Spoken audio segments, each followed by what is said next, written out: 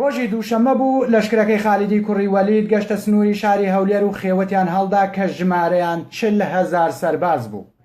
ئای لەو ڕۆژە ڕەشەی کە بەڕێوەیە بۆ کورد، ئەو گەلەی کە بیری چاک و وتەی چاک و کردداری چاک کەلتوریان بوو، خاوەنی ئاینی مەزداپەرستی بوون، زەردەش پەیامبەریان بوو، ئاشتی ئاوەدانکردنەوە تاکە ئامانجی دینەکەیان بوو، شەڕ و خوێنڕشتن حەرام بوو،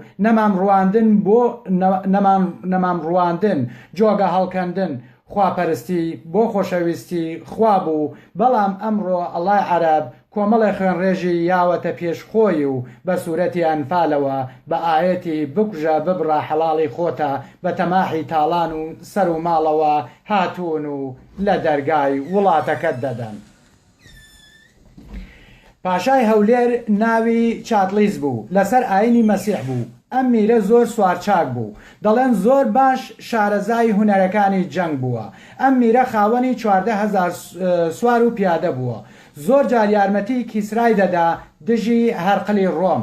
کاتێ چاتلیز بینی سوپای عەرەب لە نزیک قەڵای هەولێر هەڵیان داوە، میر فەرمانی کرد بە سوپاکەی دەرگای قەڵای کردەوە، هێرشی کردە سەریان و شەڕدەستی پێکرد. خالیدی کوڕی وەلید کە ئەمەی بینی وتی ئەمە یەکەم شەڕە ئێمە لەگەڵ میری هەولێر دەیکەین. پێشتر شەڕ و ڕوبەڕووبوونەوەم هەبووە لەگەڵ کورد لە تکریت و مووسڵ، شارەزای شێوازی شەڕی ئەوانم. خالید هاواری کرد دەستیان لێ نەپارێزن، بە هەموو هێزی خۆتان لێیان بدەن، بیان کوژن، ماڵیان بۆ ئێمە و غەنیمەی شەڕە، ڕۆحی پیسیان بۆ جەهەنەمە کە ئەڵڵا دەینێرێت.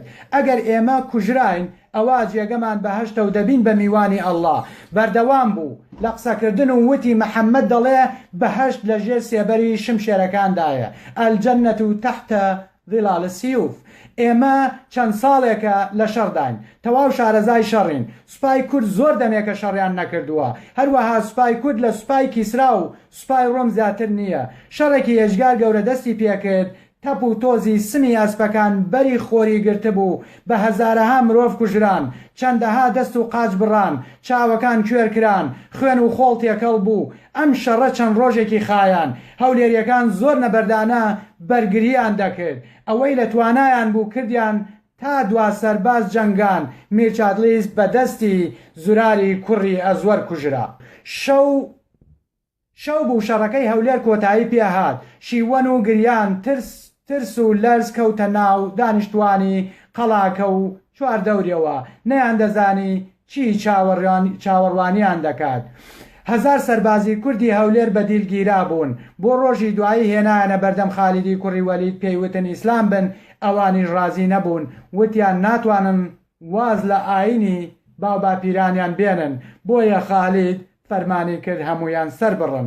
دوای چاڵێکی گەورەیان بۆ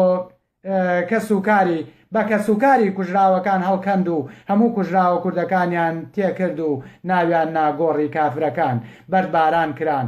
کوژراوە عەرەبە